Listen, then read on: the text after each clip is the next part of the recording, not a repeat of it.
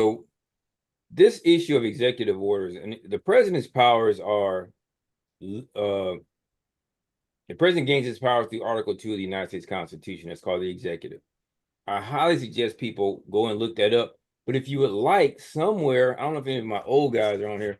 Rick, you may have it. Isn't it somewhere in that Dropbox, Rick? All those old webinars that I did where I talked about where I actually read the Constitution and broke it down for people. Because I kind of feel like I'm teaching school again.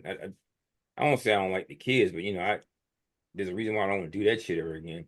But kind of gets my PTSD going. But you can read the Constitution for what's there. But if an executive order is written, an executive order cannot override legislation under no circumstance. Even if people think it does, you can't just say this is what it is. If Congress has passed the law, that's the law. Now, he can do anything that may not be prescribed in law to some degree within the powers of the executive branch, but he can't allocate money that comes from Congress. He can cut certain federal agencies so long as the people in those agencies haven't been given some sort of congressional security or some security that's in law. Like take me for example. I'm a veteran. My benefits and entitlements are written into law. In order for them to strip us of those things, they would have to change the law.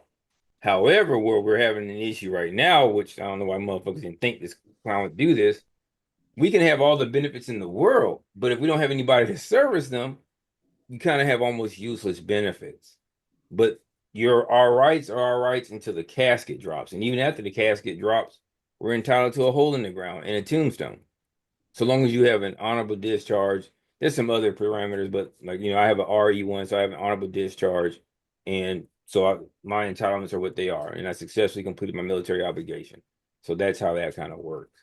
So there's no executive power that can just take away what's been earned uh because we had a contract with the United States government and we completed our contract or satisfied the terms and conditions of our contract, and thus so long as the United States stands and the United States is going to honor their contract, the only way they could pull out of it again is if legislation is written that gets rid of what's already there.